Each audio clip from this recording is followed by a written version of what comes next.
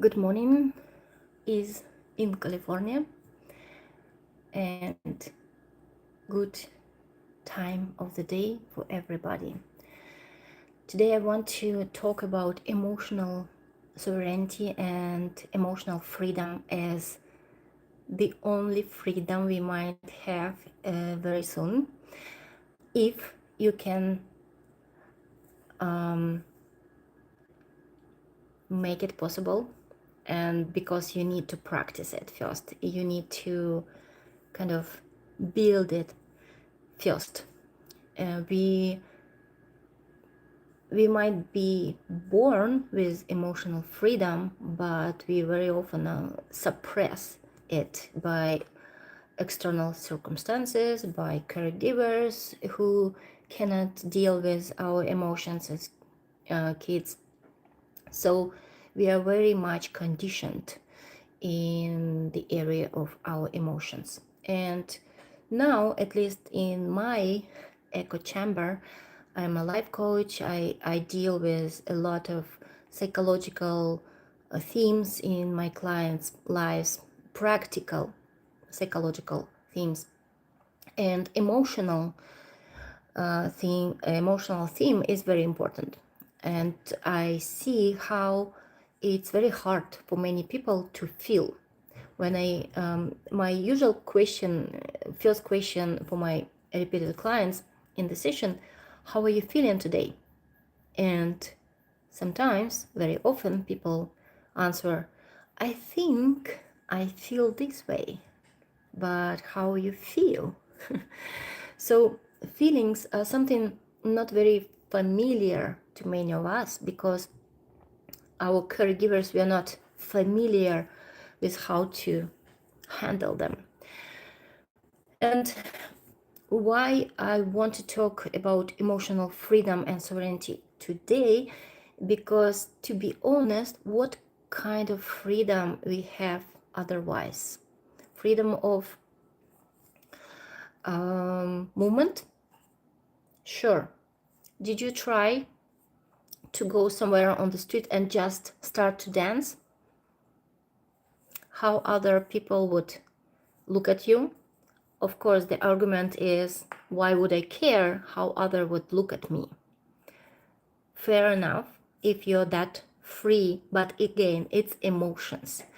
If you free enough emotionally, if you can handle the reflection from other people's emotions, emotional response to your dance, that's your freedom of your emotional states. You can handle the situation with your emotions. You can handle your emotions. You're all right to handle this situation. Many people cannot. They feel ashamed. They feel awkward. They feel somehow differently, but not free to express themselves. So when it comes to freedoms, I believe freedom of emotions is the most basic, and yet it's suppressed from the very early childhood. So what can we do? A lot we can do, but why? And in the title of my video, I put HD, Human Design Raves 2027. And according to Human Design, after year 2027, a new race of raves, they called raves, will appear. And there will be children who are different, and they might they might look familiar in a ways that maybe they will look like autistic children, but maybe differently. I don't know.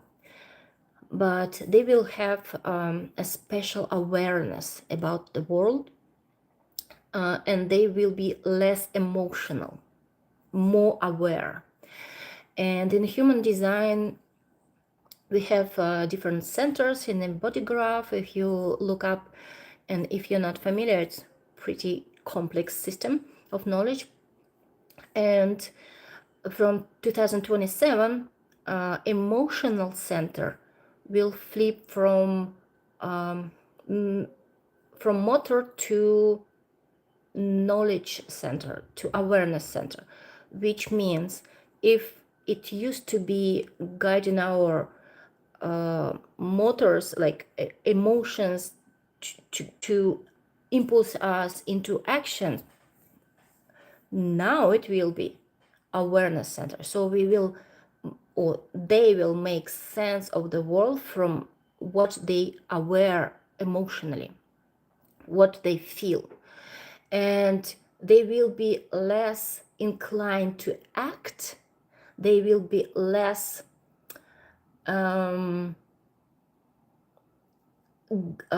moved by those emotional data, but they will be just aware. How cool is it? They will be less controllable, because right now our emotions are used to control us a lot. And that's why I'm talking about emotional freedom.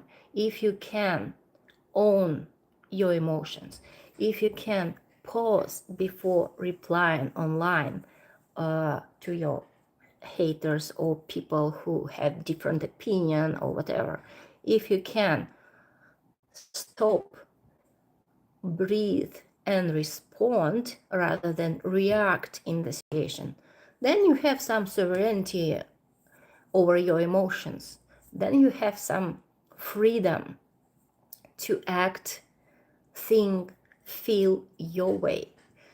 If you don't have, then you are controllable. Then a lot of things like marketing, advertisement, politics, religion, all those institutions, parenting, education, all those institutions are built on emotions and emotional vulnerabilities, and all the traumas are built on emotions. Can you imagine if emotions will be just data for awareness, for being aware about the world? Okay, I feel this way, I can process it calmly. I will not be inclined to act upon it. I will not be inclined to react in words or in actions. I just aware of the situation because my body feels this way. That kind of, as I understand, that kind of people will emerge in 2027. And they will not care what we feel about them, about the world, about our morality, about our whatever. They will not care because their understanding of the world will be totally different. And I do worry about them because they will be born as kids, as different kind of kids. And what we do as humans when somebody is born different, we try to make them be like us, to be a good citizen, to be a good human, without even giving any awareness about who they are. And it happens with us, regular people. Can you imagine what will be happening with those kids? And I would love to work with them already, to protect them, their uniqueness, because it's step as evolutionary step in our development as humanity. It will be the best adaptation in time, I guess, if it will be all true, right? Just a pinch of doubt, just to have it. But it goes this way. To be free, we need to own our emotions, to use our emotions, because it's like the most human thing we have. We own them, we use them for awareness. I you know, this Vipassana, like 10 days of silent meditation when we go inside. I've never done it, but when you don't talk to anybody, but you just be in yourself, and you don't follow your thoughts, you just don't suppress them, you just witness them, you observe your thoughts. And I thought, what it would be if we could observe other people without judging them, without suppressing because they have a different opinion or different behaviors, just observing other people. What could we understand about world, right? A lot. And the same way we can understand about ourselves, when we do this Vipassana, we could understand a lot about the world just observing. So people who observe the natural world, they know a lot without intervention, without suppressing, without changing it. They know a lot. The same we could observe other people and understand others.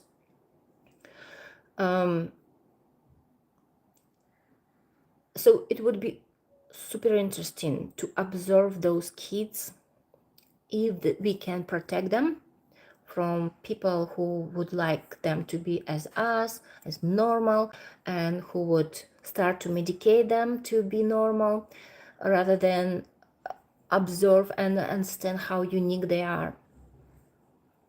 We've done that in the history already. We still do this terrible things to kids, to our children, to our next generation. Basically, we are killing it. Like we are making sick the next generation just in the start, for, I don't know, out of fear or something.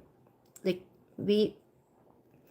nature and the world and universe gives us opportunities for evolution, and we are like, no, we don't want. We want it all old way. We don't want to evolve. No, we can't. The old way is better, we say, as humanity, basically. So yeah, why it's more important than ever, everything is about energy right now. In this world today, it does make sense, so much sense to me. I'm not a physicist. I'm not in science, space, physics. I'm just a life coach, right? But I do see that everything comes into energetic terms, energy. So emotional freedom, emotional sovereignty is about energy.